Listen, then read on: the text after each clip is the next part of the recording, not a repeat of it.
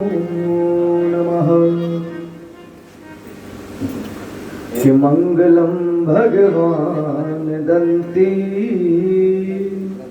मंगलम मूषकध्वज मंगलम पार्वती पुत्र मंगलाय स्तनो गज मंगलम भगवती देवी मंगलम सिंहवाहिनी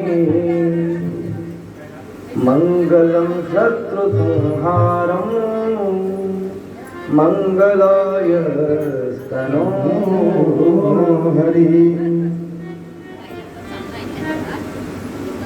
या देवी सर्वभूतेषु विद्यारूपेण संस्थिता नमस्तस्यै नमस्तस्यै नमस्तस्यै नमो नमः। ध्यानमूलं गुरुर्मूर्ति पूजामूलं गुरुपदः मंत्रमूलं गुरुर्वाक्य मोक्षमूलं गुरुकृपा। ध्येयं सदा परिभवग्नमभीष्टदोहं तीर्थास्पदं शिवविरञ्चिनुतं शरण्यं भृत्यार्तिहं प्रणतपालभवाब्धिपोतं वन्दे महापुरुष ते चरणारविन्दम्।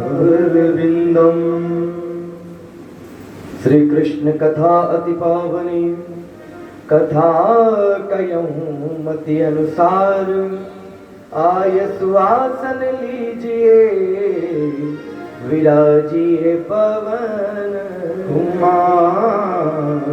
रामचंद्र भगवान की जय, गोपाल कृष्ण भगवान की जय।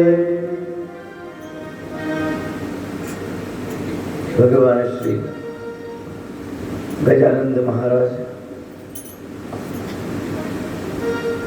आकर के मुझ निर्बुद्धि में बुद्धि प्रदान करें ताकि बुद्धिपूर्वक भगवान की कथा आपको श्रवण करवा सकूं। माँ बीणा पाणी मेरे कंठ में आकर के विराजमान हो ताकि स्वर में आपको भगवान की कथा श्रवण करवा सकूं। अनंत बलवंत भगवान श्री हनुमान जी महाराज तो प्रभु कथा के प्रथम रसिक हैं, वे आकर अपने रक्त वर्ण के आसन पर विराजमान हो।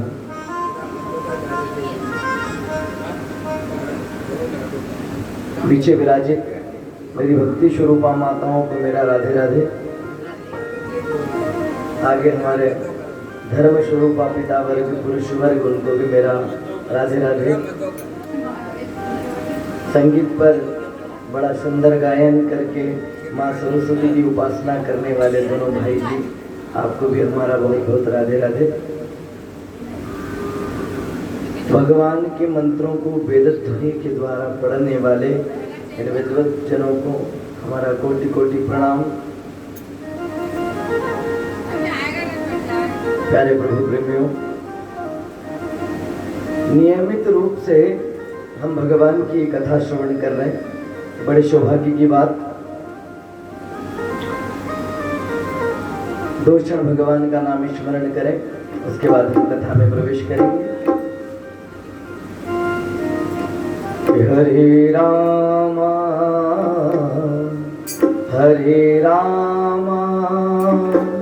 रामा रामा हरे हरे, हरे रामा हरे रामा रामा रामा हरे हरे, हरे कृष्णा कृष्णा कृष्णा हरे हरे, हरे कृष्णा कृष्णा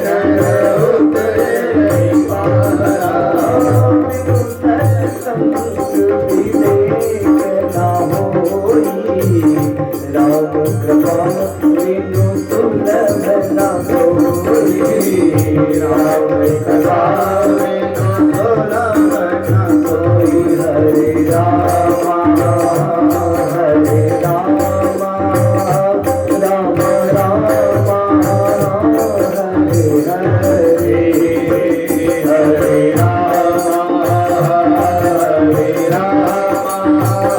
रामा राम रामा हरे हरे, हरे कृष्णा हरे कृष्णा कृष्णा कृष्णा हरे हरे, हरे कृष्णा हरे कृष्णा कृष्णा कृष्णा हरे हरे, हरे रामा हरे रामा राम रामा हरे हरे, हरे रामा हरे रामा राम रामा हरे हरे, हरे कृष्णा हरे कृष्णा कृष्णा कृष्णा हरे हरे, हरे कृष्णा हरे कृष्णा कृष्णा कृष्णा हरे हरे, हरे रामा हरे रामा राम रामा हरे हरे, हरे रामा हरे रामा राम रामा हरे हरे, हरे कृष्णा हरे कृष्णा हरे कृष्णा हरे हरे, हरे रामा राम रामा हरे हरे, हरि अनंत हरि कथा अनंता हरि हरि बहु बहु संता, हरि हरि बहु संता, कलयुग संयोग आनंदा, जो नर हर विश्वास किया रामा, जो नर हर विश्वास किया रामा, गाई राम गुण कमल बरामा, हर हर नहीं प्रयास किया रामा, हर नहीं प्रयास किया रामा, हरे रामा राम रामा हरे हरे, हरे कृष्णा हरे कृष्णा कृष्णा कृष्णा हरे हरे, हरे रामा हरे कृष्णा कृष्णा हरे हरे, कलयुग समय जुग आने नहीं, जो नर कर विश्वास, गाई राम गुण गण विमल, भवतर बिनहि प्रयास। कलयुग के समान युग आने वाला नहीं है। शांति बनाए रखें, सुनने दो, उनको भी सुनने दो कथा। कलयुग समयुग आन नहीं, भाई कलयुग के समान युग आने वाला नहीं है। कलयुग से पहले जितने युग आए ना, उन सभी युगों में भाई उल्टे लटक करके जब करना पड़ा, कहीं सूखे पत्ते खा करके तप करना पड़ा, कहीं पर जल में खड़े रह करके तप करना पड़ा। अभी तक की जितनी कथाएं आपने श्रवण करी, 10,000 वर्ष तक उन्होंने तप किया। हाँ, ऐसी कथाएं हैं। तो महाराज जी कलयुग है, इस कलयुग में इसका एक प्रताप है। यह कलयुग कर परम प्रताप, मानस पुण्य हो ही नहीं पापा। अगर मन से आप, तन से अगर भगवान की सेवा नहीं हो रही, जिस दिन केवल उस दिन मन से नाम ले लो तो मानस पुण्य, उसका पुण्य मिलेगा। पर मन से कोई पाप हो जाए तो पाप का फल नहीं मिलेगा। ये इसका परम प्रताप है। मन से सोचने से पुण्य प्राप्त हो जाता है महाराज।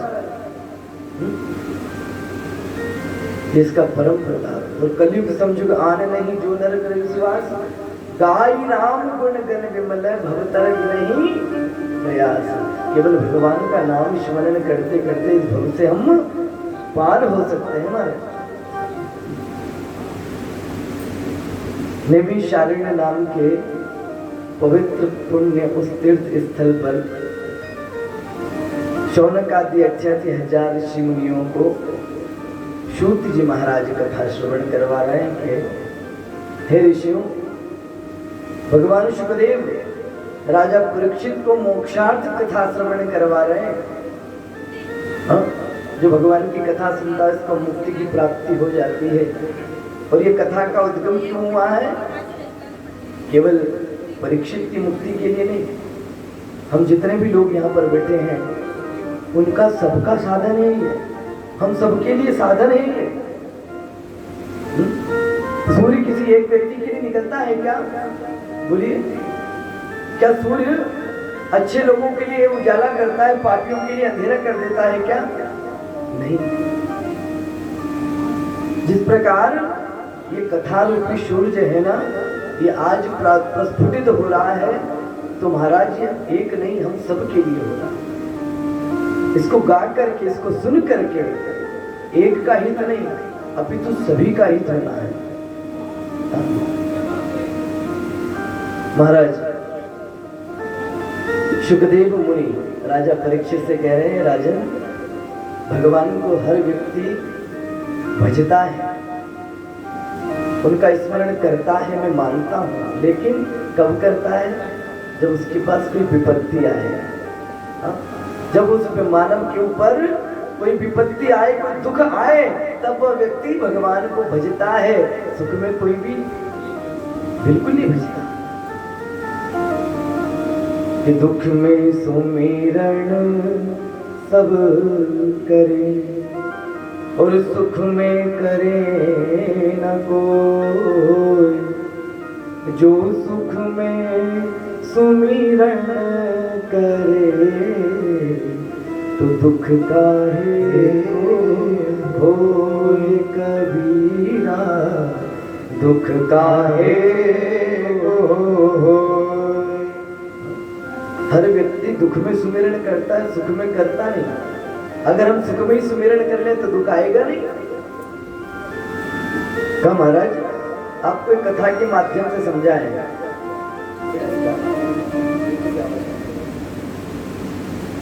एक कथा के माध्यम से आपको हम समझाएं। क्या हुआ?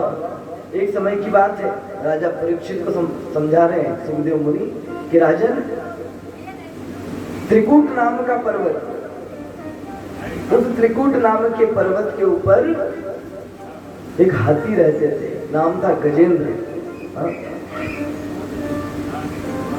10 हाथी में जितना बल होता है उतना उसमें अकेले में था, बड़ा बलशाली था।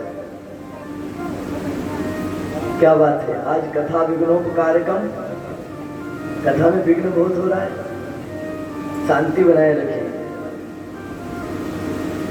कथा को शांति पूर्वक सुने।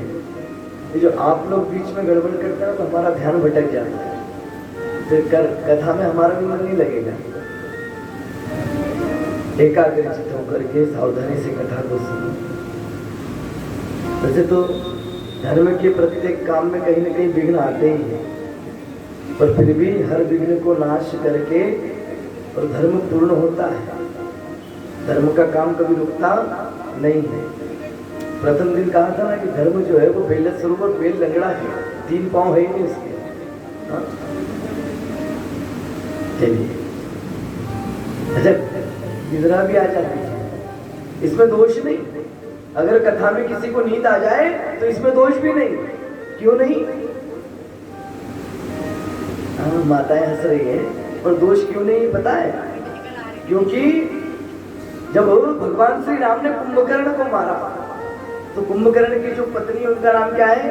निंद्रा देवी, उनका नाम निंद्रा है। उसको मार दिया भगवान ने। वो रोते रोते भगवान के समक्ष आई, आकर के कहा कि हे प्रभु, आपने अच्छा नहीं किया, मेरे सौभाग्य को छीन लिया, मेरे पति को मार दिया, मैं आपसे बदला लेकर रहूंगी। भगवान ने कहा कैसे लोगी बदला? तो निद्रा देवी कहती है कि महाराज आपके लोक में कौन जाता है, आपके वैकुंठ धाम में कौन जाता है? का जो कथा सुनता है, जो भगवान का भजन करता है। का महाराज जहां जहां पर कथा होगी ना वहां पर मैं जाकर के लोगों के माथे पर बैठ जाऊंगी, लोग सोते रहेंगे, व्यास जी कथा करेंगे, लोग आराम से खंबे से बल्ली से माथा लगा करके एक नींद पूरी कर लेंगे। जब कोई कथा सुनेगा नहीं, और जब कथा सुनेगा नहीं तो वो फिर आपके धाम आएगा नहीं, और आपके धाम नहीं आएगा तो खाली गोदाउन में तो ताला ही लगेगा ना, तो मैं आपके धाम में ही ताला लगवा दूंगी। तो भगवान ने कहा अच्छा ऐसे बदल लोगी, तो हम भी एक नियम लगवा देंगे। कहा क्या? कहा जहां जहां पर भगवान की कथा होगी, जहां पर कोई संकीर्तन होगा, उस कथा के मध्य में बीच बीच में हम शंखनादम जय घोषम, जय घोष करवा देंगे, शंख घोष करवा देंगे, तब तो नींद खुलेगी। इसलिए बीच बीच में क्या कहा जाता है? बोले वृंदावन बिहारी लाल की जय हो। अच्छा आवाज नहीं आई, जरा जयकार जोर से लगाइए। धर्म का कार्य कर रहे हैं, धर्म में हमने पीछे नहीं हटना, धर्म में डरना नहीं। बोले गोपाल कृष्ण भगवान की जय हो। आवाज आई। एक बात और बताएं, जो व्यक्ति भगवान की कथा में, भगवान के भजन में, भगवान की आरती में जयकार लगाता है ना, उसके हृदय के पाप निकल जाते हैं। का महाराज निकल जाते तो जाते कहाँ है? का जो व्यक्ति जयकार नहीं लगाता है उसके सिर पर जाकर के बैठ जाता है। अब आप समझ लो कि आपको पाप बढ़ाना है कि पाप घटाना है। एक बार और लगाइए। बोले राधे रानी सरकार की जय हो। वाह भाई गजब हो गई, इस बार आवाज तेज आई। भगवान से लोग नहीं डरते पर पाप से, ये पाप के कारण। चलो जैसे भी आई पर भगवान का जयकार लगा। तो हम कथा में थे, क्या कह रहे थे कथा में? नारायण हमने कहा ना कि जब आप वार्तालाप करते तो हमारा ध्यान भटक जाए। एकाग्रचित होकर के कथा श्रवण करें। गजेंद्र मोक्ष की कथा चल रही है। त्रिकूट पर्वत, त्रिकूट यानी जिसके 3 शिखर हो, ध्यान पूर्वक सुनो। उस त्रिकूट पर्वत के ऊपर गजेंद्र नाम के हाथी रहते थे, मदमस्त थे, जिसमें 10 हाथियों का बल। उस राज्य के राजा थे, उस वन के राजा। अभी तो वन का राजा शेर होता है, लेकिन वहां के शेर भी उनको प्रणाम करते थे, उनसे डरते थे, इतनी गजब की ख्याति थी उनकी। 100 पत्नियां, 1000 पुत्र अपने परिवार के साथ रहते थे। सुखपूर्वक जीवन व्यतीत किया महाराज। एक समय की बात, अपने 1000 पुत्र और 100 पत्नियों को लेकर के और सरोवर में चले गए। महाराज सरोवर क्या, वो तो सागर था महाराज, इतना बड़ा सरोवर। और उस सरोवर में प्रवेश किया और सरोवर में प्रवेश करके स्नान कर रहे हैं, किलोल कर रहे हैं, मस्ती कर रहे हैं, अपने बालकों के ऊपर सूंड से जल फेंकते। कहने का तात्पर्य सब लोग उनको प्रणाम करते, इसका उनको अहंकार भी था। मदमस्त होकर के और अपने उस वन में रहा करते थे। आज किलोल करने के लिए जब उस जल में प्रवेश किया तो वहां निर्भीक होकर के जल से क्रीड़ा कर रहे हैं। कुछ समय क्रीड़ा करते रहे, कहीं से ग्रह आया, मगरमच्छ। तो बड़ा सा मगरमच्छ आया और उसने आकर के गजेंद्र के पैर को पकड़ लिया। जैसे गजेंद्र का पांव पकड़ा, महाराज गजेंद्र घबराया। अरे मेरा पैर किसने पकड़ लिया? फिर विचार करता, अरे हम तो इस राज्य के राजा हैं, अभी उसको पता नहीं होगा कि किसका पांव पकड़ा है। जब वो बाहर आकर के देखेगा, अरे ये तो राजा जी है, इनका पांव पकड़ लिया, तो क्षमा मांगेगा, से छोड़ देंगे। महाराज कुछ देर तो वो रक्त को और पान करता रहा। जैसे ही ज्यादा रक्त बहने लगा तो गजेंद्र के शरीर में कुछ कमजोरी लगी, वो उसको जल में खींच रहा है। अब समझ में आया गजेंद्र को, अरे ये तो गड़बड़ होगी, पता नहीं किसी जीव ने मेरा पांव पकड़ दिया, मुझे जल की ओर खींचता है। तो महाराज अपनी पत्नियों को कहता है, अरे सुनियो देखो किसी जीव ने मेरा पांव पकड़ लिया, वो अंदर खींचता है मुझे, जरा मेरा सहयोग करो। अपने बच्चों को आवाज लगाई, बेटा मेरा सहयोग करो। तो उसकी 100 पत्नियां सूंड में सूंड डाल कर खींच रही उसको। लेकिन जल का जीव है महाराज, जल के जीव की शक्ति जल में बहुत ज्यादा बढ़ जाती है। और कुछ कहें कि माया है भगवान, रचा हुआ पहले से है। इस कथा के माध्यम से हमको कुछ सीखना पड़ेगा। केवल एक हाथी की कथा नहीं है, ये कथा पूर्ण हो जाए तो हमको समझना चाहिए क्या है। तो महाराज उसकी पत्नियां भी उसका सहयोग कर करके बाहर खींच रही, बेटे भी खींच रहे। 1 दिन व्यतीत हो गया, 2 दिन व्यतीत हो गया, भूखे प्यासे 10 दिन व्यतीत हो गए। बच्चों ने कहा बाबा हम आपके पीछे कब तक यहाँ पर खड़े रहेंगे, कब तक आपको खींचातानी करते रहेंगे, अरे हम भी तो जाए कहीं, अब तो भूख लगने लगी, हम भी कुछ खाए पिए। तो बच्चे लोग सब चले गए, 1000 बच्चे उनको छोड़ करके चले गए, बची मात्र 100 पत्नियां। अब वे 100 पत्नियों भी एक एक करके धीरे धीरे, अरे नहीं मेरे बालक है, मैं उनको जाकर के देखूं, पतिदेव को तुम संभालो। 10 20 5 बची थी, उन्होंने भी कह दिया अरे क्या तुम्हारे चक्कर में हम भी मर जाएं? तुमको वो ग्रह खींच रहा है तो खींचते खींचते क्या हम भी जल में डूब करके मर जाएं? हमारा भी तो जीवन है, अरे ये बच्चे हमारे हैं, उनको पाले। तो महाराज एक एक करके सभी पत्नियां छोड़ करके और चली गई, कोई नहीं बची। लो जी, आज उस गजेंद्र को बड़ा दुख हो रहा है, विचार कर रहा है, देखो मैंने इनके लिए क्या कुछ नहीं किया, इन बच्चों को पाला पोसा बड़ा किया। जंगल में सब लोग मुझे जानते हैं कि गजेंद्र है, इनकी संतान है, कोई भी पशु इनको जो है हानि नहीं पहुंचाता। क्यों? क्योंकि मुझसे डरते थे। लेकिन आज मेरी पत्नियों ने भी मेरा साथ छोड़ दिया, मेरे बच्चों ने भी मेरा साथ छोड़ दिया। प्यारे, ये कथा कुछ इशारा करती है, संपूर्ण जगत हमारा है, जब तक जेब में धन बाहों में बल है तब तक। जिस दिन अंत समय आएगा कोई साथ जाने वाला नहीं है, बच्चे भी छोड़ देंगे, पत्नियां भी छोड़ देंगी। आज रुदन कर रहा हाथी खड़े खड़े, देखो मैंने इनके लिए क्या कुछ नहीं किया। संपूर्ण जंगल इनके लिए बिल्कुल सदैव हाजिर था, तत्पर था मेरे कारण, लेकिन आज इन्होंने मेरा साथ छोड़ दिया। महाराज अब क्या करूं?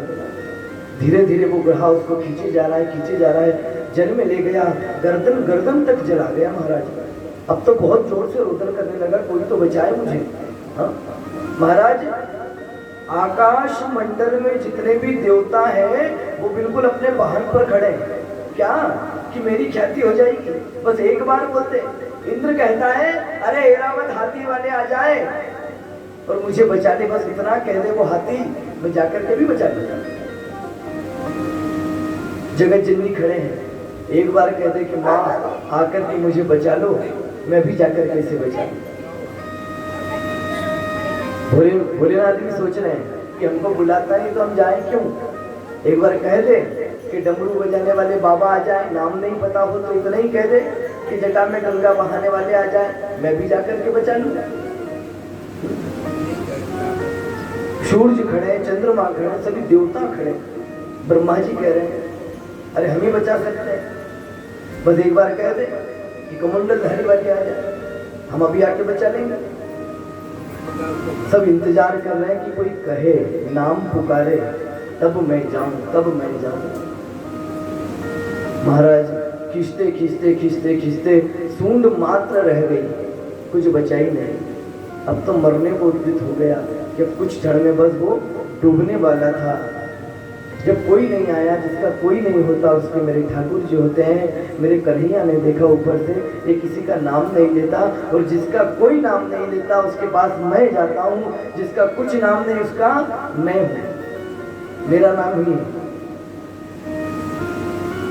भगवान ने आदेश किया गरुड़ को, गरुड़ जल्दी आओ, मैं किसी को इस प्रकार दुख में देख नहीं सकता।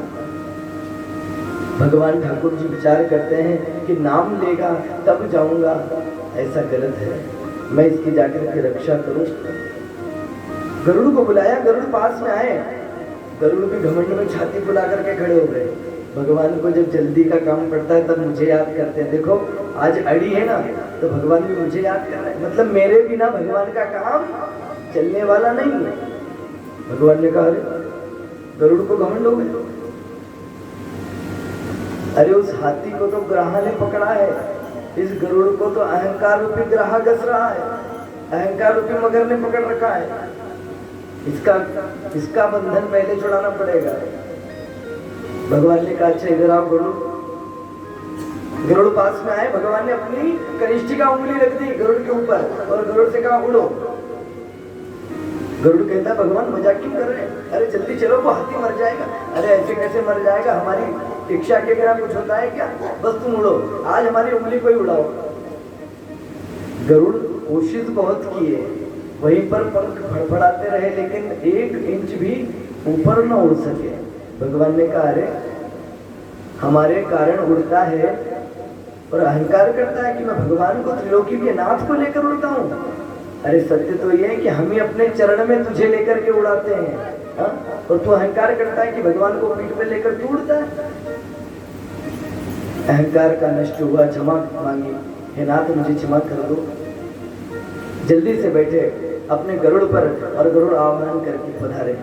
और जैसे ही भगवान वहां पधारे, ये पक्का भक्त है गजेंद्र, जब तक देखा नहीं तब तक नाम लिया नहीं।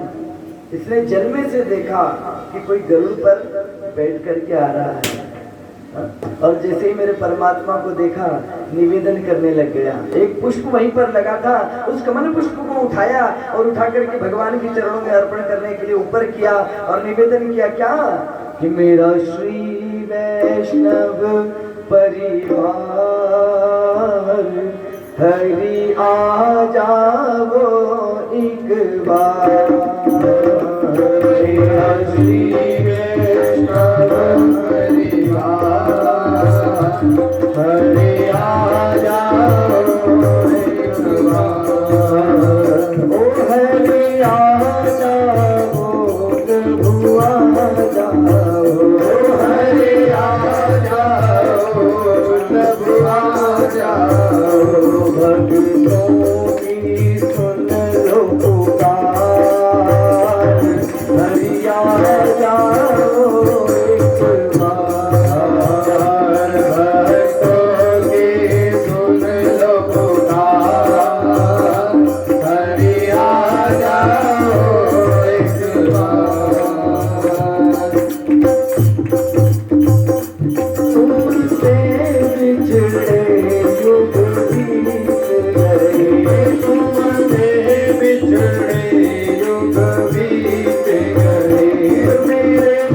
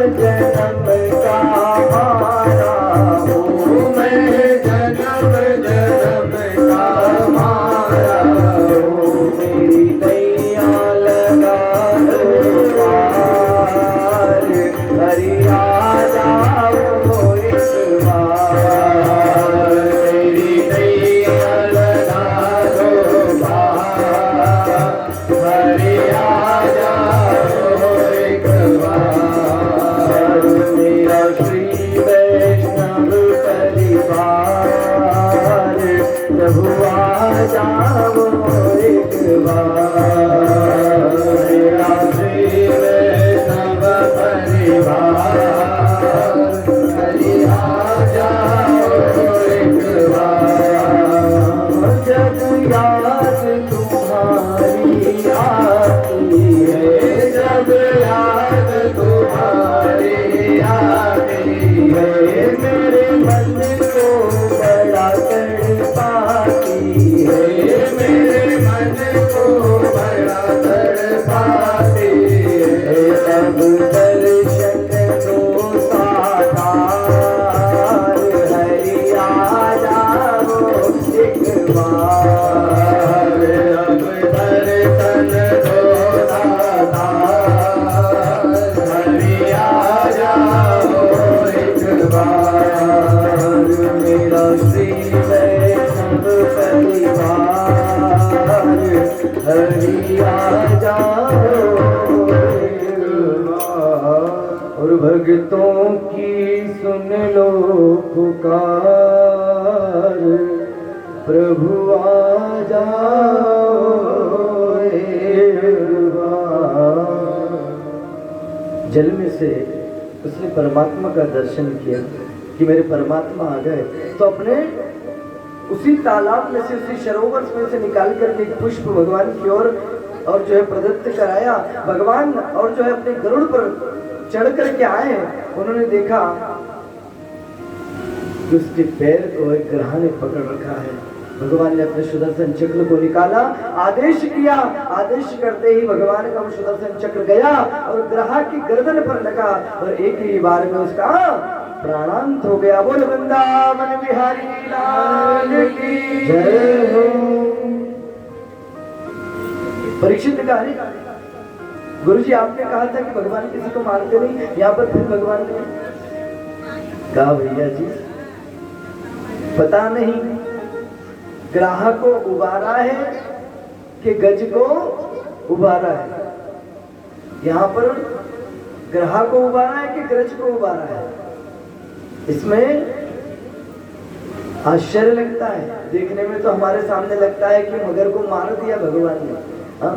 जैसे ही भगवान ने उस मगर को मारा, महाराज उसमें से एक दिव्य पुरुष प्रकट हो गया। कहा महाराज कौन है ये दिव्य पुरुष? कहा ये देवताओं के गंधर्व हैं, नाम है इनका हू हू। क्या नाम है? हू हू। ये जो रामलीला होती ना, रामलीला में धनसुका मनसुका जो हंसाने का काम करते हैं ना, उसी प्रकार देवताओं में ये गंधर्व लोग हैं दो। एक दो भाई है, एक का नाम है हाहा और एक का नाम है हू हू। ये दोनों भाई है, हंसाने का काम करते हैं। एक बार गंगा जी में स्नान कर रहे थे देवल मुनि, तो देवल मुनि का जाकर के इसने जल में अंदर अंदर गया और जाकर के उनको डराने के माध्यम से और जोर से पैर पकड़ लिया। देवल मुनि घबराए, अरे लगता है किसी मगर ने मेरा पैर पकड़ लिया, घबरा करके गिर गए। तो बाहर निकल करके जोर से हंसने लगा। इसको हंसते हुए देखा तो देवल मुनि ने श्राप दे दिया, अरे जल के भीतर भीतर आता है, मुझे ग्रह की भांति डराता है, जा ग्रह बन जा। तो उनके श्राप से ग्रह बन गए, उनके श्राप के कारण ग्रह बन गए। कहा महाराज फिर ये हाथी कौन था? कहा ये पूर्व जन्म में इंद्रद्युम्न नाम का राजा था। पहले के समय के ब्राह्मण देवता जब सामने से कोई व्यक्ति आए और पंडित जी को प्रणाम नहीं करे ना, तो कमंडल पास में ही रखते थे, सीधे हाथ में जल लेकर के छीटा, अरे हम सामने खड़े प्रणाम नहीं करता, जा श्राप दे दिया। आजकल के ब्राह्मण देवता बहुत अच्छे हैं, ध्यान रखना। महाराज दुर्वासा ऋषि के समक्ष में से निकले। इंद्रद्युम्न नाम के राजा एकदम चले जा रहे थे मदमस्त अपनी मस्ती में, प्रणाम नहीं किया। दुर्वासा ने श्राप दे दिया, अरे हाथी की तरह मदमस्त होकर के चले जा रहे हो, प्रणाम नहीं करते। जल लिया, जल लेकर के सिंचन करके जाओ, हाथी बन जाओ। तो महाराज वही अगले जन्म में गजेंद्र बने।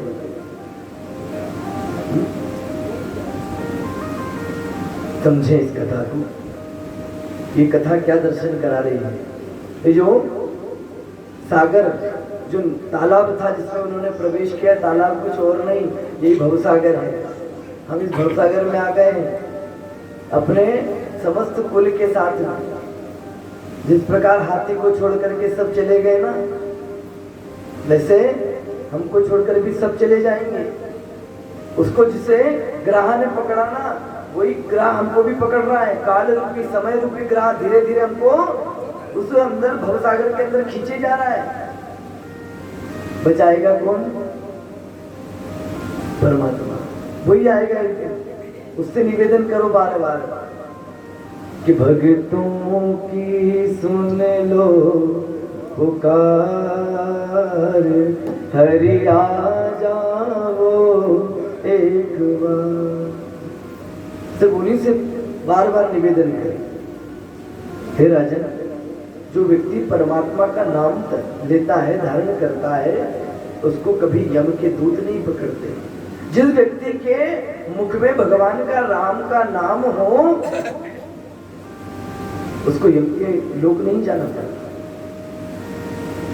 जिस मानव के गले में तुलसी हो, उसको कदाचित कभी भी, कैसी भी स्थिति में उसकी मृत्यु क्यों ना हो जाए, उसको कभी भी यमलोक नहीं जाना पड़ेगा। महाराज, गुरु की कृपा होना भी आवश्यक है। हाँ? गुरु द्वारा दिए गए मंत्र का जाप करना, परमात्मा की सेवा करना, ये सब हमारा परम धर्म है। आजकल कहते हैं कि पानी पियो छान कर और गुरु करो। अरे जिसको हमने जान लिया फिर वो गुरु किस बात का? जिसको हमने जान ही लिया है, गुरु की तो महिमा अपार है, उसको कोई जान ही नहीं सकता। राजन, एक समय की बात है, गुरुजी का अपराध कर दिया इंद्र ने, उनको बड़ा भुगतना पड़ा। दुर्वासा ऋषि एक बार दर्शन करने के लिए भगवान के धाम गए। भगवान ने देखा, अरे ब्राह्मण देवता पधारे, उच्च आसन पर बिठाया, पाद प्रक्षालन किया, अपने गले में पड़ी हुई माला दुर्वासा जी के गले में पहना दी, आशीर्वाद स्वरूप दे दी, प्रसाद दे दिया। दुर्वासा जी ने बड़े भाव से, दुर्वासा ऋषि ने उस माला को ग्रहण किया। माला ग्रहण करके और आ रहे थे, मध्य में पड़ गया स्वर्ग लोक। तो स्वर्ग में विचारे कि अरे इंद्र हमारा शिष्य है, इससे मिलने। तो महाराज इंद्र से मिलने गए। अब इंद्र से मिलने गए, इंद्र ने बड़ी सेवा करी, गुरु जी आए हैं, पाद प्रक्षालन किया, उच्च आसन पर बिठाया, भोजन इत्यादि कराया। आशीर्वाद में क्या थे? सो महाराज अपने वही जो भगवान ने माला दी ना, उसी माला को उतार करके इंद्र को दे दिया। इंद्र भी इंद्र ठहरे। हाँ?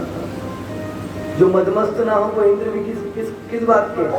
महाराज उन्होंने भी उस माला को लेकर के अपने गजराज को सौंप दी।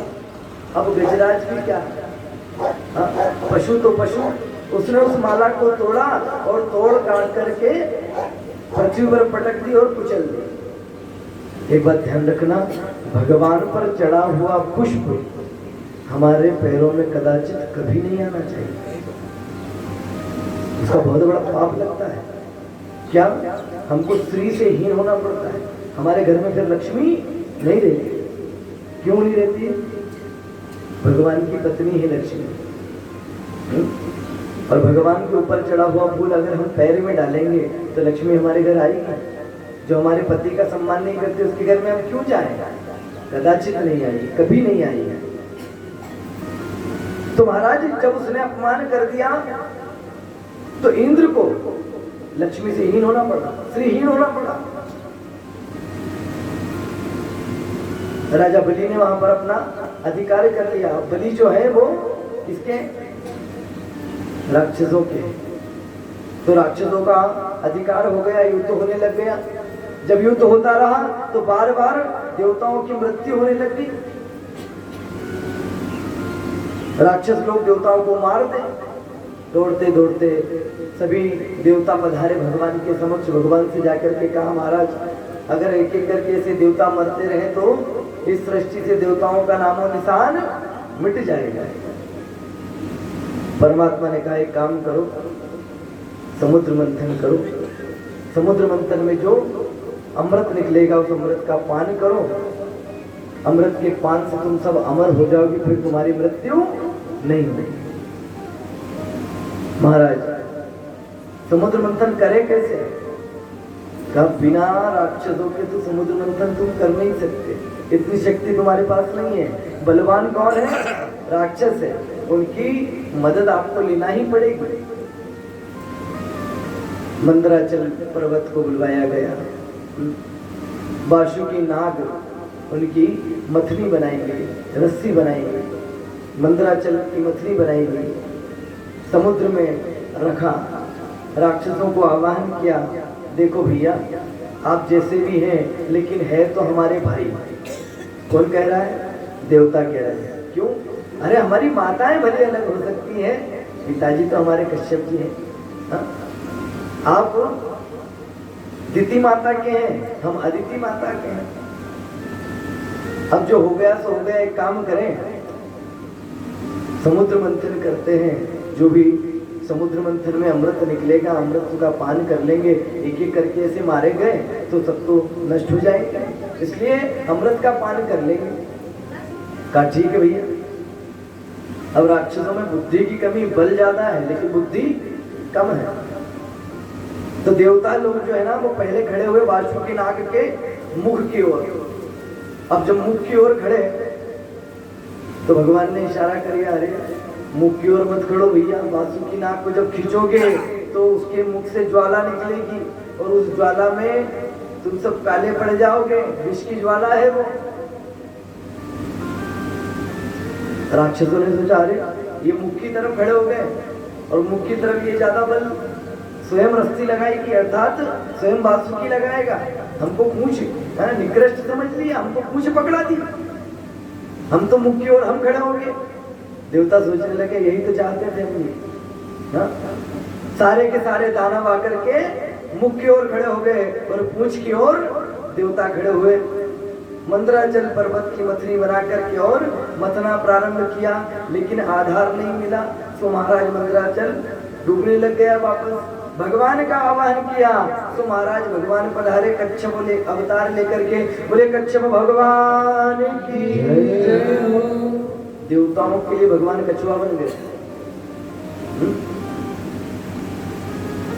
कच्छप अवतार लिया, उनकी पीठ पर उन्होंने मंदराचल पर्वत को धारण किया और मथना प्रारंभ किया। महाराज जब मथना प्रारंभ किया तो कहते हैं उस मथने में सबसे पहले हलाहल विष निकला। जैसे ही मथना प्रारंभ किया तो सबसे पहले हलाहल विष निकला। उस भयानक विष को देखा, ज्वाला युक्त विष था। उस विष को देख करके सब लोग घबरा गए, अरे बाप रे, अरे लेने गए थे अमृत और निकल आया जहर, अब क्या करें?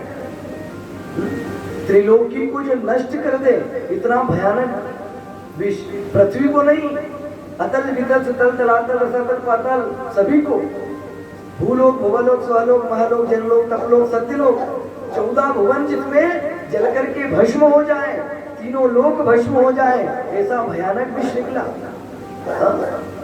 कुंडल 2 कुंडल नहीं निकला, 1000 करोड़ों कुंडल निकला। महाराज उस विष को देखा, देख करके सब लोग घबरा गए, अब क्या करें? ब्रह्मा जी ने कहा एक ही व्यक्ति है जो तुम्हारा समाधान कर सकते हैं। कहा कौन? कहा भोलेनाथ, उन्हीं की शरण में जाओ। तो महाराज सब देवता और दानव लोग दौड़ दौड़ करके भोलेनाथ की शरण में गए, निवेदन कर रहे हैं क्या? कैलाश के निवासी नमो बार बार हो, नमो बार बार हो, आयो शरण बिहारी भोले तार तार हो। कैलाश के निवासी नमो बार बार हो, नमो बार बार हो, आयो शरण बिहारी भोले तार तार हो। कैलाश के निवासी नमो बार बार हो,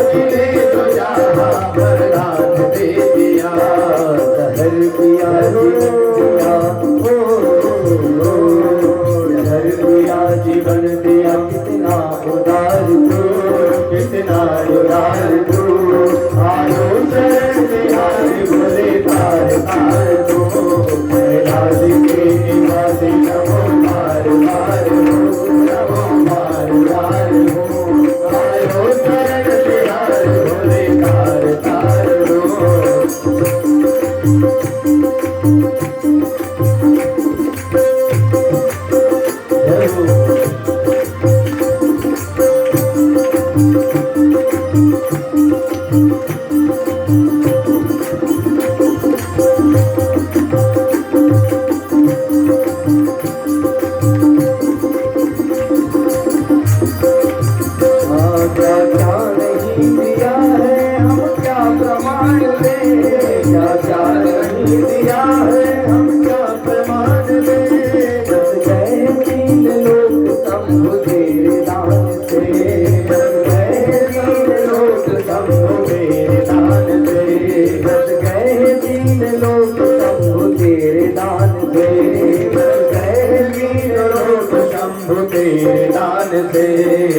गंगाधर मुक्तिहार हो,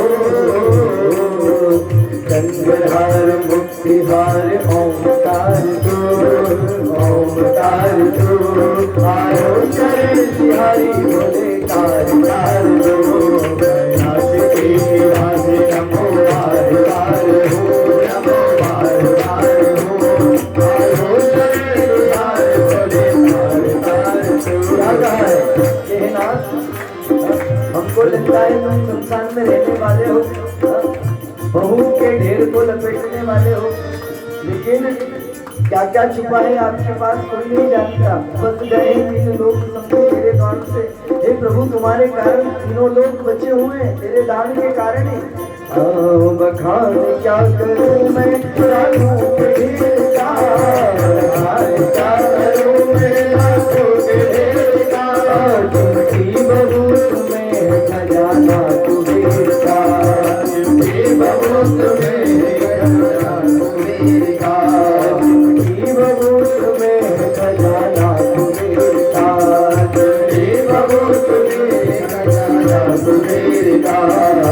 गंगाधार गंगाधार मुक्तिहार ओंकार तू, ओंकार तू, आयो शरण बिहारी भोले तार तार तू, कैलाश के निवासी नमो मार मार हो, नमो मार मार हो, आयो शरण बिहारी भोले तार तार तू, आयो शरण बिहारी भोले तार तार तू, आयो शरण बिहारी भोले तार तार तू। सभी देवताओं दानव पधार गए और जाकर के भगवान से निवेदन करने लगे, हे परमात्मा इस त्रिलोकी का और जो है सब कुछ नष्ट हो जाएगा, आप हमें बचा लो। हम निकालने गए थे, अमृत मंथन करने गए, महाराज निकल आया विष। आपसे निवेदन है हे प्रभु आपके अलावा इस त्रिलोकी को बचाने वाला और कोई नहीं है। बाबा के पास में देवता और दानव दोनों हाथ जोड़ करके खड़े हैं। बाबा ने कहा देखो मैं इस जहर को रख तो लूंगा, धारण तो कर लूंगा, लेकिन जहर पीने से पहले एक काम करो, तुम पहले पार्वती से पूछ कर आओ। कहा क्यों? अरे पत्नी और पति जब विवाह होता है तो एक दूसरे को वचन देते हैं कि कुछ भी काम करेंगे तो आपसे पूछकर करेंगे, तो तुम एक बार जाओ पूछकर तो आओ। पधारे, माता जी से निवेदन किया, हे मां,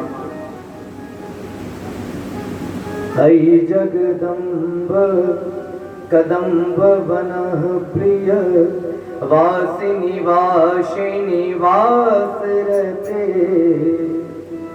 शिखर शिरोमणि तुंग हिमालय शृंग निजालय मध्य गते मधु मधुरे मधुरे मधुरे मधु कैटभ भंजनी रास रते जय जय हे महेश महिषासुरमर्दिनी रम्यकपर्दनि शेरसुते उमा जय जय हे महिषासुरमर्दिनी रम्यकपर्दनि शेरसुते। आप तो महिषासुर को मारने वाली हैं, मधुकैटभ का वध करने वाली है। हमारे सामने यह विश्व रूपी महिषासुर आ गया है, ये हमको सबको नष्ट कर देगा। माँ आपसे निवेदन है, आप भोले बाबा को कहो ना कि उस जहर को पी जाए। किसी पत्नी के सामने जाकर के आप कहो कि आपके पतिदेव को कह दो कि थोड़ा सा जहर पी ले, उसी क्षण वो डंडा उठा करके आपके पीछे दौड़ेगी। अरे हमारे भारत की किसी माता को अगर कह दिया जाए कि माता जी आपके पतिदेव से कह दो ना ये थोड़ा एक आध चम्मच जहर पी लो, माँ जानती थी अपने पति का सामर्थ्य। माँ जानती है मेरे भोले बाबा जो है ना वो इतना नहीं, इससे भी 10 गुना जहर भी पान कर सकते हैं। लेकिन देवताओं को सिर्फ एक दर्पण दिखाने के लिए माँ ने नाटक किया। माँ ने कहा ठीक है मैं कह तो दूंगी कि वो पी ले जहर, लेकिन मुझे सिर्फ एक प्रश्न का उत्तर दे दो। हे देवताओं, हे दानवों, अगर इसी मंथन में सबसे पहले अमृत निकल आता तो क्या इसी प्रकार सबसे पहले लेकर के तुम भोले बाबा के समझ आ जाते क्या कि बाबा ये अमृत पी लो, लगा देते भोग? सब लोग नीचे मुंडी करके और खड़े हो गए। जब तक कष्ट नहीं आए ना तो देवता भी भगवान को नहीं भजते, जब तक कष्ट नहीं आए। पधार गए। माँ ने कहा चिंता मत करो, भोले बाबा सबको शरण देते तुमको भी देंगे। भोले बाबा का आह्वान किया, भोले बाबा पधारे और उसी समुद्र तट पर जाकर के और अपना विराट स्वरूप धारण किया, दोनों हाथ लगा करके और विष का पान करने लगे। और उस दिन से मेरे बाबा का नाम पड़ गया विषधर।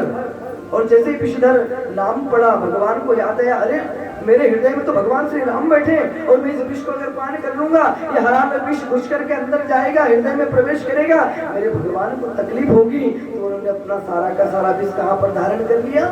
कंठ में। मेरे भगवान का नाम पड़ गया नीलकंठ।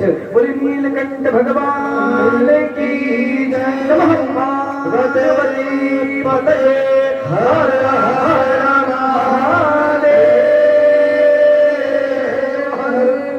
हर जैसे ही जयकार लगा, नीलकंठ भगवान पड़ गए। लेकिन उस जहर को पीने से भगवान शिव को विश्राम मिला। क्या मिला? विश्राम। महाराज कैसे विश्राम मिल सकता है? का पिया था विष, गया कंठ तक, हृदय में विराजमान थे राम, तो विष और राम ज्वलनशील पदार्थ, बड़ी तकलीफ हुई है सबको। संतों का मत है कि विष और राम मिल गए इसलिए परमात्मा के पास विश्राम हो गया। लेकिन जब भगवान शिव ने वो जहर पिया ना तो जहर के कारण उनको शरीर में बहुत गर्मी बढ़ गई। तो श्रावण के महीने में हुआ था वो समुद्र मंथन, इसलिए आज भी श्रावण के महीने में 1 महीने भगवान को खूब जल चढ़ाया जाता है, धारा लगाई जाती है। आज भी भगवान शिव को जलधारा या प्रियम, जलधारा इसलिए प्रिय है उनके सिर पर जल डालो उनको बहुत अच्छा लगता है। दूसरे देवताओं को नाना प्रकार की चीजें चढ़ानी पड़ती है, जो किसी के ऊपर नहीं चढ़ता वो भोले बाबा को चढ़ा दो, वो प्रसन्न हो जाएंगे। ये भोले बाबा का करुणा अवतार है। उस विष को पान कर लिया महाराज। आगे पुनः मंथन प्रारंभ हुआ। कहते हैं जब दूसरी बार मंथन प्रारंभ हुआ तो इसी मंथन में और दूसरे रूप में कामधेनु नाम की गौ निकली। ये कामधेनु गौ निकली तो वशिष्ठ जी महाराज को दे दी गई, ऋषियों के आश्रम में पहुंचाई। क्यों? क्योंकि गौ माता अगर आश्रम में रहेगी उसका दूध दोहन होगा, उस दूध से घी बनेगा, उस घी से हवन होगा, उस गौ माता के गोबर से और जो है कंडे बनेंगे, उन्हीं कंडों से हवन होगा।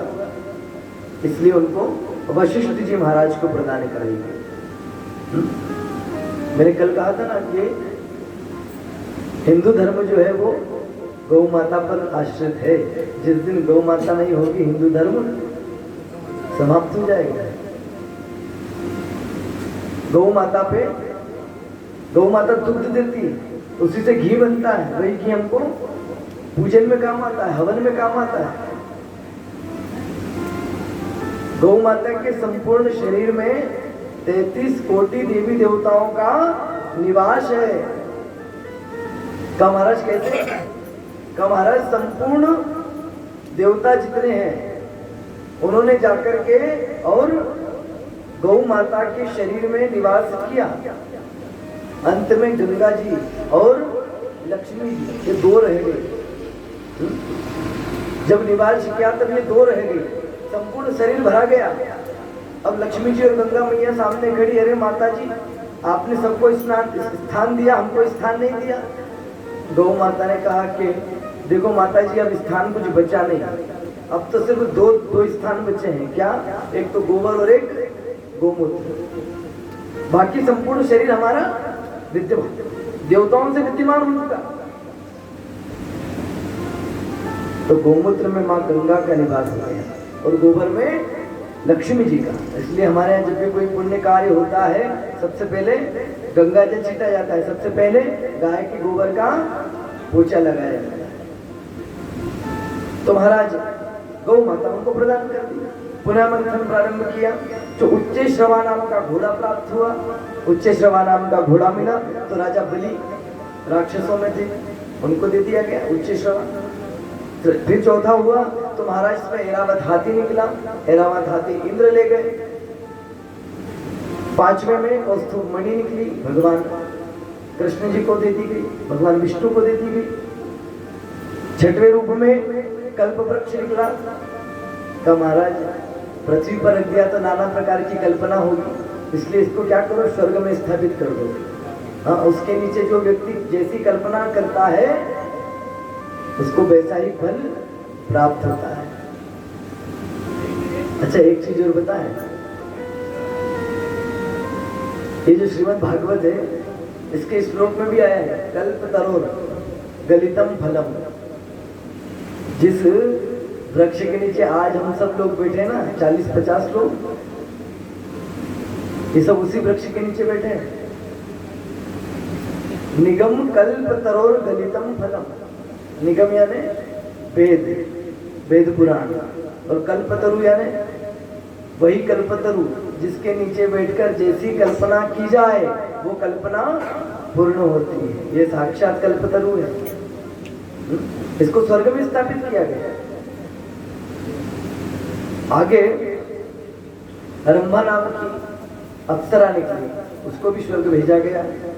माँ लक्ष्मी का आह्वान हुआ, देवते भी दौड़े, देवता भी दौड़े, लेकिन लक्ष्मी भगवान नारायण के अलावा किसी और को मिल सकती है क्या? भगवान नारायण के साथ माँ लक्ष्मी का पाणी ग्रहण संस्कार किया गया। वारुणी मंथन और किया तो मंथन में वारुणी निकली। वारुणी कहते हैं मदिरा को, शराब। अब ये शराब निकली तो महाराज दानव लोग दौड़े। सबसे पहले जो शराब की ओर दौड़े समझ लेना ये दानव है, वहां से मतलब नहीं। यहाँ भी जो शराब पीता हो या शराब की ओर दौड़ता हो वो दानव ही है। ये देवते लोग दौड़े, उनको शराब दे दी गई। उसके बाद में चंद्रमा निकले, वो चंद्रमा दे करके और भगवान शिव को प्रदान कराया। पारिजात नाम का वृक्ष निकला, ये भी देवताओं के हिस्से में आया। पांचजन्य नाम का शंख निकला, भगवान विष्णु को प्रदत्त कराया। उसके बाद में अंत में जब मंथन करते करते करते सब चीजों का मंथन हो जाए, हम भी हमारे विचारों का जब मंथन करते हैं ना तो नाना प्रकार के विचार आते हैं, और अंत में जो आ जाए छन करके उसको कहते हैं शुभ विचार, सुविचार, है ना। तो जब अंत में सब कुछ मत गया, अब कुछ बचा ही नहीं है, तो क्या निकला? अंत में निकले धन्वंतरी महाराज और हाथ में कलश लिया अमृत का, और वहीं से प्रकट हुए। बोले गोपाल कृष्ण भगवान की जय। जैसे ही धन्वंतरी महाराज कलश लेकर के प्रदान हुए, वहां पर प्रदत्त हुए, प्रकट हुए, उनको देखा तो इंद्र के बेटा जयंत, उसने विचार किया, अरे ये अमृत अगर इन देवताओं ने पान कर, इन दानवों ने पान कर दिया तो महाराज वो उस कलश को झपट लिया और झपट करके भागने लगा। जैसे ही भागा इंद्र व्याकुल हो गए। इंद्र ने सोचा, अरे ये देवता, ये दानव लोग जो है वो मेरे पुत्र को मार देंगे और मार करके उससे कलश छीन लेंगे, अब क्या करूं। भगवान से निवेदन किया, भगवान ने गरुड़ को आज्ञा दी, गरुड़ दौड़ करके गए और जैसे ही गए जाकर के गरुड़ ने उस जयंत के हाथ में से वो कलश छीन लिया, मुख में दबाया, मुख में दबा करके भागने लगे। उड़ते उड़ते उड़ते उड़ते गरुड़ भी थक गए। एक नहीं, दो नहीं, तीन नहीं, 4 बार उन्होंने उस कलश को पृथ्वी पर रखा। जिन स्थानों पर गरुड़ भगवान ने उस कलश को रखा, उन स्थान पर, चारों स्थान पर आज भी हमारे भारत में कुंभ लगता है, कुंभ का मेला लगा जाता है। उस कुंभ के स्नान से हमको अमृत तुल्य स्नान का फल प्राप्त होता है। हरिद्वार, नासिक, इलाहाबाद और हमारे उज्जैन में सिंहस्थ लगता है, सबसे बड़ा, 12 साल में एक बार। तो महाराज अंत में जब वो गरुड़ जी ने लेकर के उस कलश को रखा तो लाकर के दानवों ने उस कलश को झपट लिया, दैत्यों ने छीन लिया। देवता दौड़ करके गए, भाग करके भगवान से निवेदन किया, है परमात्मा, हमने इतनी मेहनत करी और वो तो राक्षस लोग ले गए अपने साथ, अब क्या करें। भगवान ने कहा, चिंता मत करो, अभी आई थी ना वारुणी, मदिरा पान कर चुके हैं, हाँ, अब चिंता मत करो, मैं सब कुछ करता हूं। देखो, अच्छे व्यक्ति के लिए परमात्मा क्या से क्या बन जाते हैं, वही परमात्मा सबसे पहले क्या बनकर के आए, कच्छप, कछुआ बनकर के आए, और अब क्या बन के आ रहे हैं। भगवान ने इतना गजब का मोहिनी रूप धारण किया कि महाराज सृष्टि की जितनी भी और जो है महिलाएं हैं वो उनके आगे फीकी लगे, साक्षात लक्ष्मी भी उनके आगे फीकी लगे। ऐसा मोहिनी अवतार धारण किया महाराज। मोहिनी अवतार धारण करके और उन दैत्यों के सामने पधारे। उन दैत्यों ने देखा, अरे तो वे दैत्य सबके सब भगवान से पर मोहित हो गए। भगवान ने पूछा, अरे दैत्यों, ये कहाँ जा रहे हो तुम। कहा, ये हमने मंथन किया और मंथन में ये अमृत निकला, इस अमृत का बंटवारा करेंगे हम लोग, उसी के लिए आए हैं। कहा, आपको अगर बुरा ना लगे तो क्या ये अमृत मैं बांट दूं। देवता लोग भी आ गए। जैसे ही देवता लोग आए, झड़प मच गई, पुनः युद्ध प्रारंभ हो गया। मोहिनी अवतार लिए परमात्मा ने कहा, एक काम करो, लड़ो मत, मैं सबको बराबर हिस्सा कर दूंगी, लड़ो मत। कहा, ठीक है, काम करो, आप एक लाइन से बैठ जाइए। तो एक पंक्ति में देवता बैठ गए, दूसरी पंक्ति में दानव बैठ गए। अब उनके मध्य में और जो है मोहिनी रूप धारण करके परमात्मा खड़े, हाथ में अमृत का कलश है। राक्षसों के पास पहले गए भगवान और जाकर के कहा, देखो बुरा मत मानना, ये जो कलश है इसमें आप ये देख रहे हैं अमृत, ऊपर ऊपर जो है वो पानी है। आपने छाछ देखी है, मही, जिस प्रकार मही में कुछ दिन का रखा हुआ हो ना तो ऊपर ऊपर जल आ जाता है, मट्ठा मट्ठा जो वो नीचे चला जाता है। कवच उसी प्रकार ये ऊपर ऊपर तो केवल पानी है, ये पानी हम पहले देवताओं को पिला दें, बचा हुआ जो असली वाला अमृत है ना नीचे, वो आपको पिला देंगे। देवताओं ने कहा, दानवों ने कहा, बिल्कुल जैसा आप करो और आप जो करोगे वो अच्छा ही करोगी। दो जी मोहित थे। भगवान ने कहा, ठीक है। अब महाराज भगवान ने पंक्तिबद्ध बिठा करके और देवताओं को अमृत का पान कराना प्रारंभ कर दिया। अमृत पान कराने भगवान एक एक से सभी देवताओं को पिला रहे हैं। सब पिलाते पिलाते संपूर्ण हो गए। अंत में बचे थे सूरज जी और चंद्रमा जी, और उनके मध्य में आकर के एक सुरभानु नाम का दैत्य था। वो राक्षस, उसने विचार किया कि अरे मैं बहुत देर से देख रहा हूँ इनकी छवि कहीं न कहीं भगवान नारायण से मिलती हुई, और मैं समझ गया ये कोई और नहीं, मायापति भगवान विष्णु हैं जो देवताओं का कार्य साधने के लिए पधार गए। अब एक काम करो, अब अगर बोलेंगे तो अपने को कुछ मिलना तो है नहीं, क्योंकि उनके हाथ से अपन कलश छीन सकते नहीं। तो क्या करो, उसने देवता का रूप धारण किया और सूर्य और चंद्रमा के मध्य में जाकर के बैठ गए। बस ऐसे हाथ करके सूर्य भगवान ने पहले अमृत का पान किया। जो भयभीत होता है वो जिससे भय उसकी ओर टकटकी लगाकर देखता है। तो सुरभानु ऐसे लेता जा रहा है अमृत और देख रहा है किसकी ओर, भगवान की ओर, कहीं भगवान पहचान न जाए। अब भगवान तो लीला कर रहे हैं। महाराज को पान करने वाला था, उससे पहले भगवान ने चंद्रमा को पान कराया, और जैसे ही वो पान करने वाला था, चंद्रमा और सूरज जोर से चिल्लाए और चिल्ला करके भगवान से कहा, हे प्रभु, हे परमात्मा, ये क्या कर दिया आपने? अरे ये कोई देवता नहीं, ये तो सुरभानु नाम का दैत्य है, देवताओं का रूप बना करके अमृत पान कर रहा है। जैसे ही उसने पान किया, गले तक ही गया होगा अमृत, भगवान ने सुदर्शन का आवाहन किया और उसके ऊपर छोड़ दिया। जैसे ही सुदर्शन गया, उसकी गर्दन काट दी। महाराज जैसे ही गर्दन काटी, आकाश में उड़ गई, गर्दन ऊपर, धड़ नीचे। लेकिन अमृत का तो उसने पान कर लिया था, इसलिए मरा नहीं। जो ऊपर उड़ा वो केतु बन गया, जो नीचे रहा वो राहु बन गया। अमर दोनों हो गए। महाराज जब उसका मुख ऊपर उड़ा तो उसके गले से जो कुछ 2-4 बूंदे गिरी ना अमृत की, उसी अमृत की बूंद से प्याज और लहसुन नाम की औषधि उत्पन्न हो गई। है तो अमृत तुल्य, है तो वो अमृत। उनकी कई औषधियां बनाई जाती है तो अमृत तुल्य, लेकिन राक्षस के मुख से निकल गई ना, इसलिए वो अमृत भी दूषित हो गया, खराब हो गया। इसलिए हम लोग उनका सेवन नहीं करते। क्यों? क्योंकि उनका सेवन करेंगे तो हमारी बुद्धि राक्षसों की जैसी हो जाती है, तामसी वृत्ति। जो व्यक्ति सेवन करते हैं उनकी तामसी वृत्ति हो जाती है, राक्षस वाले को उनमें आ जाते हैं। ध्यान रखना।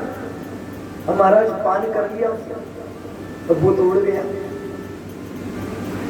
लेकिन जब वो कटा तो कटते ही उसने श्राप दे दिया दोनों को, छोड़ूंगा नहीं तुमको, बदला अवश्य लूंगा। तो आज भी सूर्य को ग्रहण लगता है, चंद्रमा को ग्रहण लगता है, ये कोई और नहीं, राहु ग्रस्ता है। राहु चंद्रमा को भी ग्रस्ता है, सूर्य को भी ग्रस्ता है। उस समय में हम जप करते हैं, भगवान का निवेदन करते हैं कि इनको शक्ति प्रदान हो, ताकि राहु इनको कष्ट ना पहुंचा सके। महाराज इस प्रकार भगवान ने अपनी लीला के जरिए और जो है देवताओं का कार्य सफल कराया है। उस अमृत का पान करने से देवता लोग जो है प्रबल हो गए, अमर हो गए। लेकिन उससे अंतर क्या आया? अंतर ये आया कि वो अब अमर हो गए और भगवान को भूल गए। भगवान को जब तब करना सब कुछ उन्होंने बंद कर दिया। पहले थोड़ी बहुत माला भी फेरा करते थे, अब तो अमर हो गए ना, अब कोई मारने वाला नहीं रहा, तो अब क्या दिक्कत है? तो महाराज उन्होंने भगवान का भजन करना बंद कर दिया। शुक्राचार्य जी ने देखा कि देवताओं के पास शक्ति थी, भगवान का भजन करते थे तो भगवान की एक बार में सुनते थे, आ जाया करते थे। अब ये कर नहीं रहे हैं तो उन्होंने राजा बलि का सहयोग किया, शुक्राचार्य ने। अब एक काम करो, राजा बलि का सहयोग किया उन्होंने कि भैया अगर अब तुम युद्ध करोगे तो उनको मार तो नहीं सकते, लेकिन उनको हरा करके स्वर्ग तो छीन सकते हो, है ना। और स्वर्ग का अधिकारी जो 100 अश्वमेध यज्ञ कर ले, वो 100 का स्वर्ग का अधिकारी हो जाता है। तो उन्होंने राजा बलि के जरिए यज्ञ कराना प्रारंभ कर दिया। महाराज जब यज्ञ प्रारंभ हो गया, इंद्र को पता लगा कि शुक्राचार्य जी ने यज्ञ प्रारंभ कर दिए, और जब ये यज्ञ हो जाएंगे पूर्ण तो अपनी गद्दी खतरे में आ जाएगी। अरे अपनी कुर्सी के नट बोल्ट तो वैसे ही ढीले हैं, कोई थोड़ी बहुत मारा फैले तो सबसे पहले इंद्र की गद्दी डोलती है। उसने ऐसा तप किया कि इंद्र का सिंहासन डोल गया, तो इंद्र घबरा गए। इंद्र ने निवेदन किया कि अब क्या किया जाए। ब्रह्मा जी पास गए। ब्रह्मा जी ने कहा कि हम कुछ कर नहीं सकते, चलो भगवान विष्णु के पास।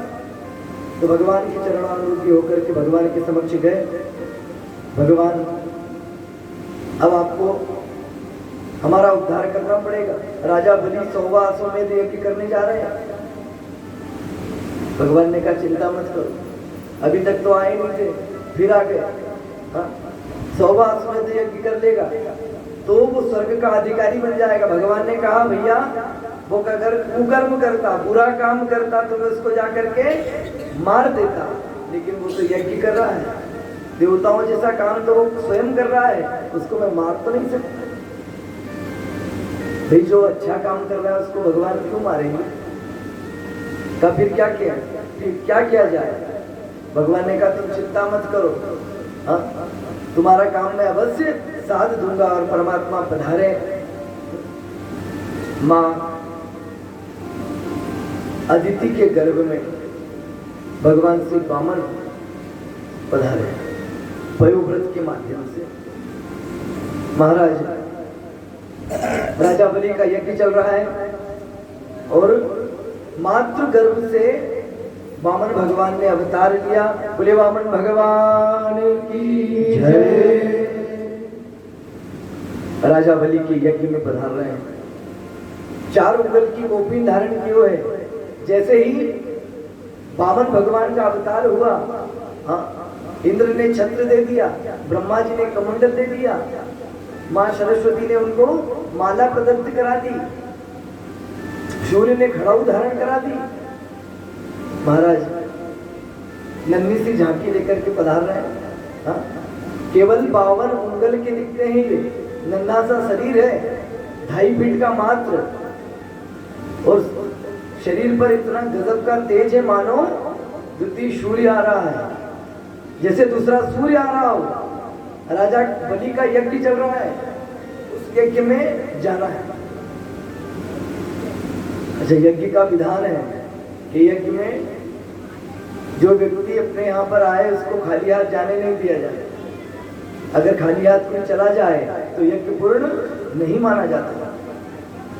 अब राजा बलि जो है यज्ञ कर रहे हैं, उसी यज्ञ में देवताओं का कार्य साधने के लिए भगवान विष्णु वामन का अवतार लेकर के पधारे। महाराज जैसे ही वो नन्हे नन्हे कदमों से पधार रहे हैं, आकाश मंडल में नाना प्रकार के जितने भी देवता हैं, यक्ष गंधर्व हैं, वो भगवान का स्वागत कर रहे हैं पुष्प से। बोले वामन भगवान की जय। यज्ञशाला में प्रवेश किया। महाराज जैसे ही लोगों ने देखा, बड़े बड़े महात्माओं ने देखा, अरे ये कौन आ रहा है? कहीं भगवान साक्षात सूर्य नारायण तो नहीं उतर के आ गए पृथ्वी पर? महाराज जैसे ही उनको देखा, अरे कोई नन्हा सा बालक है, आहुति प्रदत्त कर रहे थे। राजा बलि आहुति छोड़ कर रखे गए, जाकर के उनका स्वागत किया, दंडवत प्रणाम किया, पधारे, प्रवेश किया, पाद प्रक्षालन किया। महाराज पीछे खड़े हो आकर के शुक्राचार्य जी खड़े हो गए। शुक्राचार्य जी देख रहे हैं कि हमने सृष्टि में ऐसा तो कोई देखा नहीं है अभी तक। ये है कौन? न तो कोई दैत्य है, न कोई देवता है, न कोई मानव है, न कोई संत है, न कोई ऋषि है, न कोई मुनि है। विचार ही कर रहे थे। किधर राजा बलि ने निवेदन किया कि हे परमात्मा, आप मेरे घर पधार गए, हे संत, हे महात्मा, अगर आप मेरे घर पधार गए इस यज्ञ में तो मेरी इच्छा होती है कि मैं आपको कुछ दान कर दूं। ऐसी मेरी मन से इच्छा होती है। भगवान कह रहे यही तो चाहता हूं कि तू बोले मुंह से कि कुछ दान करे। भगवान से कह रहे मेरी ऐसी इच्छा होती है कि मैं आपको कुछ दान कर दूं। भगवान ने कहा नहीं नहीं, हम कुछ दान नहीं लेते। अरे क्यों नहीं लेते? आप ब्राह्मण हो, ब्रह्म स्वरूप हो, ब्राह्मण का धर्म है दान लेना, आप दान क्यों नहीं लेते? कहा नहीं, दान लेते नहीं। क्यों? अरे दान लेंगे बहुत सारे, जब धन इकट्ठा हो जाएगा आसक्ति बढ़ जाएगी, इसलिए हम दान लेते नहीं है।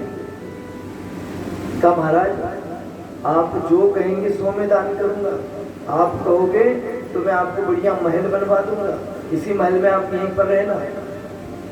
कहा नहीं नहीं हमको कुछ चाहिए नहीं। बहुत ज्यादा जिद करी राजा बलि ने कि नहीं मैं अपने यज्ञ में से किसी व्यक्ति को खाली हाथ जाने नहीं दूंगा, आपसे निवेदन है जो आप मांगेंगे सो दूंगा। तब भगवान ने कहा एक काम करो, हमको ज्यादा नहीं, हम जितनी जगह में बैठते हैं 3 पांव भूमि बहुत है हमारे लिए, बस 3 पांव भूमि में बैठते हैं, हमारा आसन लग जाया करे, आसन लगा करके भगवान का जप कर ले, इतनी भूमि चाहिए, अगर दे सको तो इतना, तो इससे ज्यादा हमको नहीं चाहिए। अरे कैसे पंडित जी हो, मांगना भी नहीं आता, मांगा भी तो 3 पांव भूमि, बस 3 पग भूमि, इसमें होगा क्या? अरे देना हो तो दीजिए, नहीं तो हम चले। करेंगे महाराज जैसी आपकी इच्छा। देने लग गए, लीजिए कहाँ से नाप दें? कहा नहीं नहीं नहीं आपके नहीं, हमारे पांव से नापेंगे। लो जी। राजा बलि बोले अरे महाराज आपके नन्हे नन्हे से पांव, छोटे छोटे से, और मेरे पांव से देता तो थोड़ा बहुत ज्यादा आ जाता, आपके पांव से लोगे थोड़ा सा।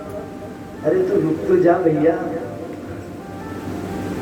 हाँ कुछ समय रुक तो जा, हम तो हमारे ही चरण से नाप करके लेंगे। का पहले संकल्प लो। कहा महाराज 3 पर भूमि का क्या संकल्प लेना, हम तो ले जाए। नहीं नहीं नहीं, दान का महत्व तभी है जब संकल्प लिया जाए। महाराज शुक्राचार्य जी ने देखा ये कोई पंडित जी तो नहीं हो सकते, क्यों? पंडित जी को दान करो और पंडित जी मना कर रहे हैं, क्यों जी? ऐसा हो सकता है? ये पंडित जी है नहीं, कौन है? नेत्र बंद किया, नेत्र बंद करके देखा अरे ये तो भगवान विष्णु है जो स्वयं देवताओं का कार्य संवारने के लिए पधार रहे हैं। झट से हाथ पकड़ लिया। अरे बलि सुनो मेरी बात, ध्यान रखना, ये कुछ भी मांगे देना नहीं। अरे ये देवताओं का कार्य संवारने के लिए आए भगवान विष्णु है, मान जा, कुछ देना नहीं। गुरुजी कैसी बात करते हो? गुरुजी तो शिष्य को देना सिखाते हैं, आप देने से रोक रहे हैं? हाँ गुरुजी तो देना सिखाते हैं, आप देने से रोक रहे हैं? महाराज अरे तू जानता नहीं है, थोड़ा बहुत नहीं देगा सब कुछ ले जाएगा, कुछ बचने नहीं देगा। अरे चाहे कुछ भी हो, जिसके दर पर जाकर के दुनिया का प्रत्येक व्यक्ति मांगता है, वो स्वयं आज मेरे दर पर मांगने आया है, तो मैं उसको खाली हाथ कैसे जाने दूंगा? चाहे कुछ भी हो, चाहे मेरे प्राण क्यों ना मांग ले, मैं आज अवश्य दे दूंगा। महाराज संकल्प लेने के लिए कहा, संकल्प लेने के लिए जल लो, जल लेने के लिए कहा तो महाराज जल देने लग गए। तो जल में जो कमंडल था, उस कमंडल की टोटी में जाकर के शुक्राचार्य जी मेंढक बन करके बैठ गए। क्यों? क्योंकि मेरे शिष्य का कोई नुकसान ना हो जाए, इसलिए जल आएगा नहीं, जल आएगा नहीं तो संकल्प होगा नहीं, तो टोटी में जाकर के बैठे। अब वो कमंडल की नली में जाकर के बैठे। भगवान ने देखा अच्छा दान करने वाले को रोक रहा है। ध्यान रखना, जो ध्यान करने वाले को रोकता है उसका क्या होता है?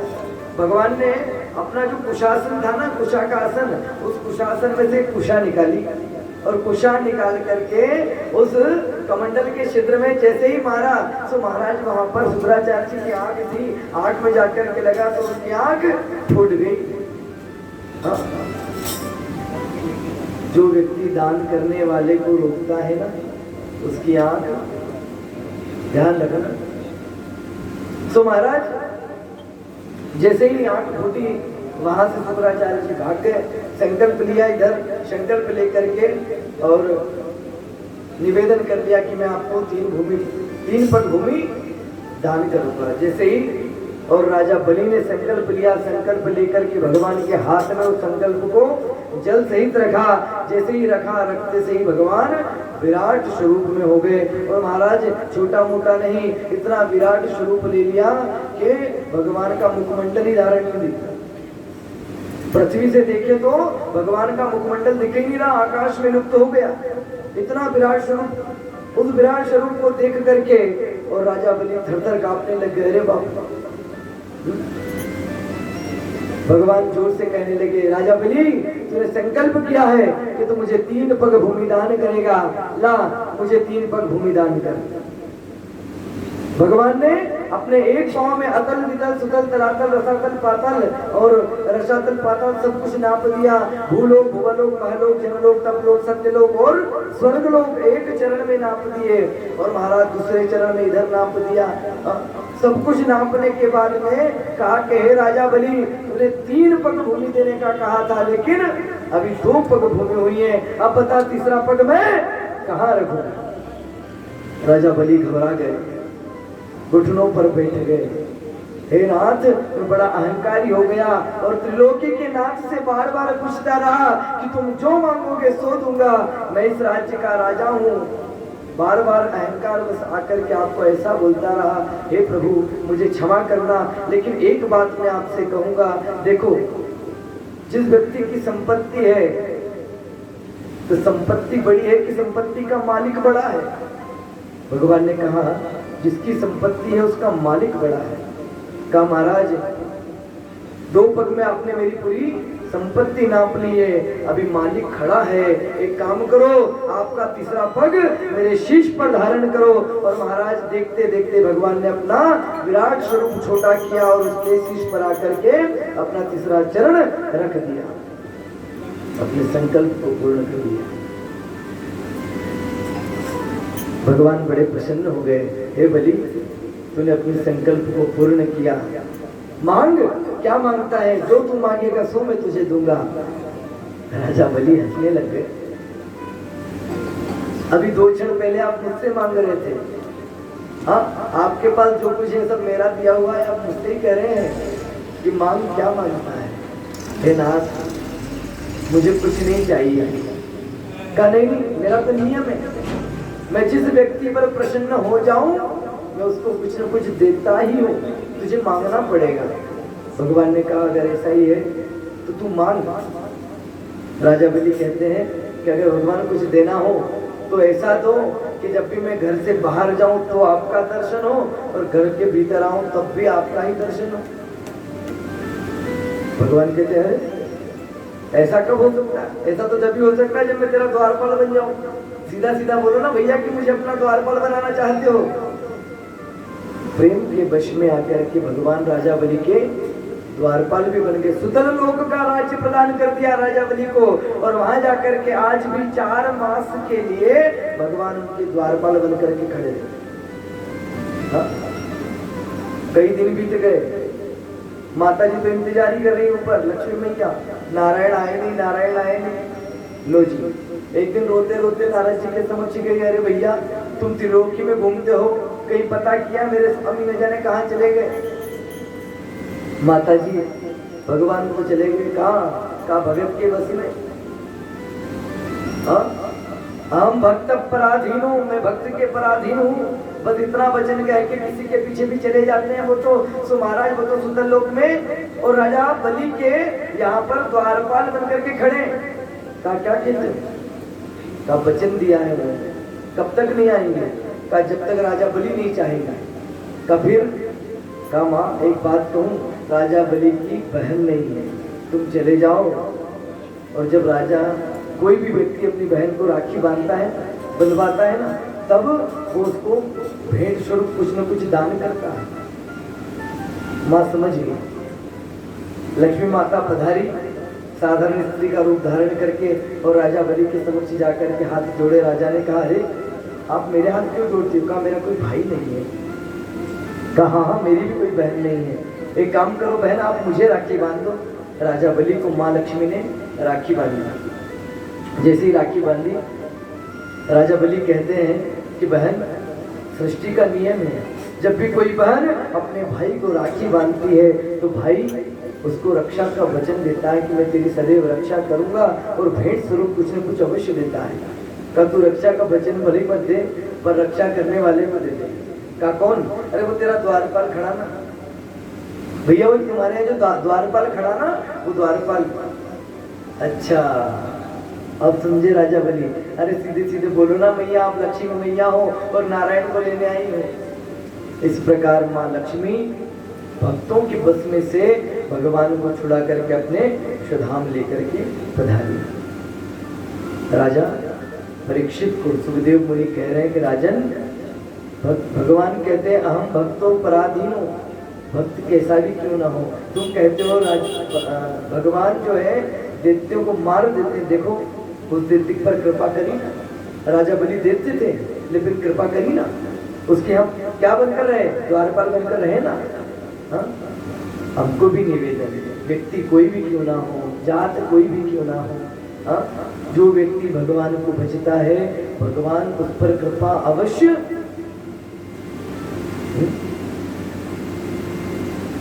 गजेंद्र पर कृपा करे जिसने पशुओं पर कृपा कर दी। हाँ? अरे जो परमात्मा